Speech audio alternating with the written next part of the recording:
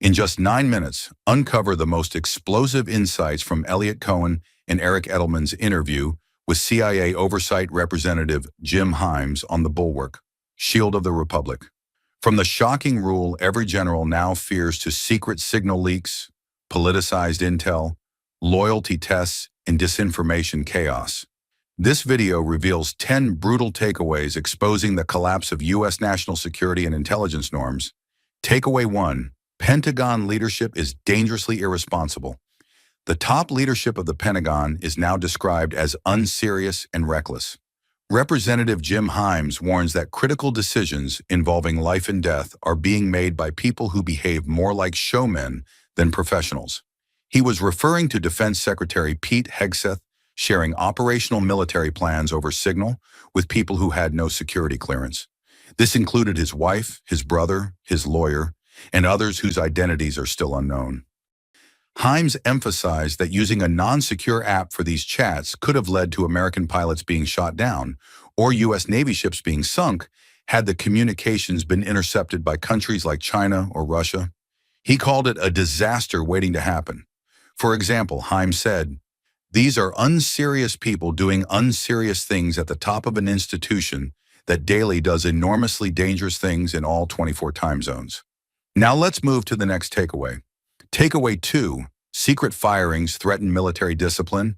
General Timothy Hoff, the head of both NSA and Cyber Command, was suddenly fired along with his civilian deputy Wendy Noble. This wasn't due to performance issues, but apparently due to pressure from Donald Trump and possibly even fringe influencers like Laura Loomer.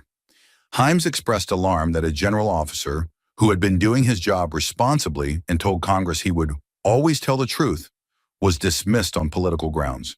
The implication is chilling for other officers who might now fear that truth-telling could cost them their careers. For example, Himes said, "This sends a message that to survive, you must learn the lesson that you are in an environment that demands unquestioning loyalty." Now let's move to the next takeaway. Takeaway 3, loyalty tests are replacing competence. There is growing fear that senior military and intelligence roles are being filled based on loyalty to Trump, rather than actual competence or experience. Himes described this as a shift toward clown car governance, where even trained professionals like Representative Mike Waltz, a Green Beret, fall into dangerous behavior because they are trapped in a structure with no accountability.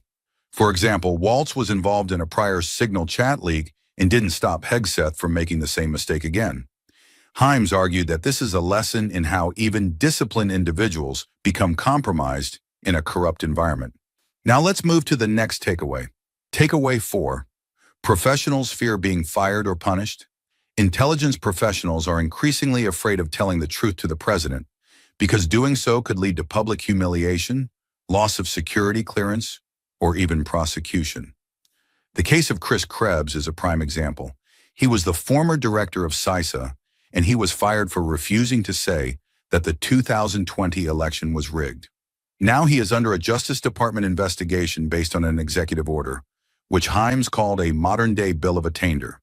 For example, Krebs had to leave his private sector job and is defending himself in court simply because he told the truth about the election.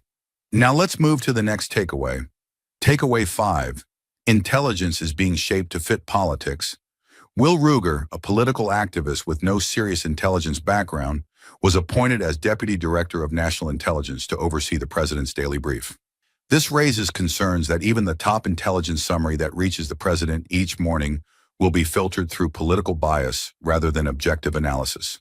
Himes warned that editorial choices are always made in intelligence reporting, but if the person making those choices is politically motivated, it can distort what the President hears and believes.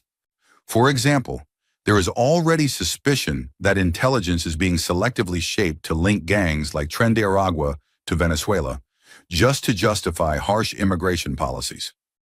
We're halfway through the video. Thanks for sticking with us. If you're enjoying it, hit the thumbs up and share it in your WhatsApp groups. If you'd like to support us, please tap the thanks button below. It helps us keep making great content. Drop a comment and don't forget to hit subscribe for more. Now let's continue with the video. Takeaway 6, America is disarming itself against disinformation. The podcast highlights the systematic dismantling of efforts to combat foreign disinformation. Agencies and programs like CISA and the Global Engagement Center were built to counter Russian and Chinese influence campaigns. Now these are being shut down or weakened.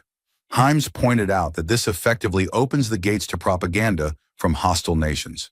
It also makes it easier for misinformation to spread inside the U.S. on issues from elections to vaccines.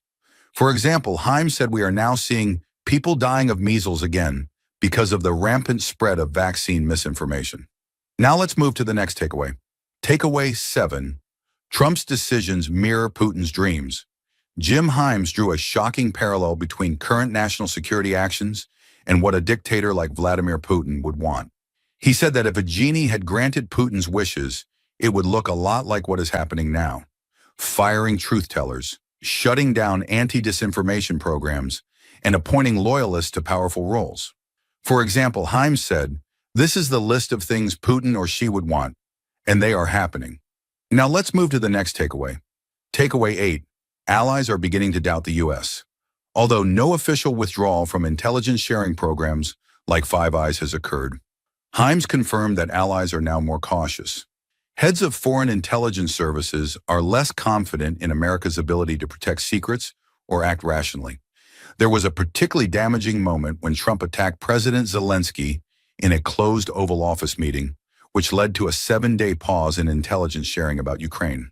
For example, Himes revealed that this pause changed the operational relationship with allies in Ukraine in ways I'm not at liberty to talk specifically about. Now let's move to the next takeaway. Takeaway 9. Congress is scared and silent. Many Republican lawmakers are privately horrified by the dysfunction and danger, but they stay silent out of fear of Donald Trump.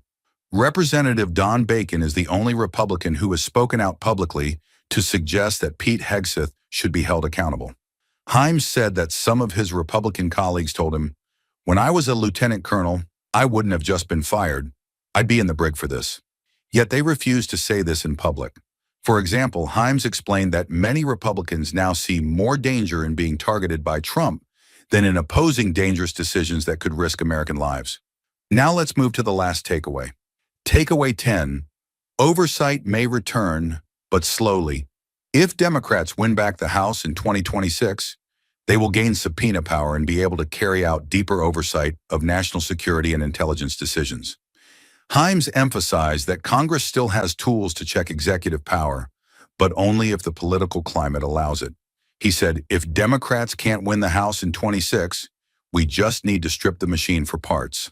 This signals how critical that election is for restoring institutional accountability. For example, he mentioned that former Trump advisor Peter Navarro served 4 months in jail for ignoring a congressional subpoena, which shows that Congress still has some bite if it chooses to act. Here is a brief introduction about the participants. Eliot Cohen is a prominent academic and former State Department counselor, known in think tank, military, and policy communities. Eric Edelman is a former U.S. ambassador and high-level defense official, respected in national security and diplomatic fields. Jim Himes is a Democratic U.S. representative for Connecticut's 4th District since 2009, currently serving as the ranking member of the House Intelligence Committee. Thank you for watching. If you'd like to support this channel, hit the thanks button below. It really helps us keep going. If you enjoyed this summary, please leave a like and share it in your WhatsApp groups. To join discussion about this video, drop a comment below. And for more videos like this, hit the subscribe button below.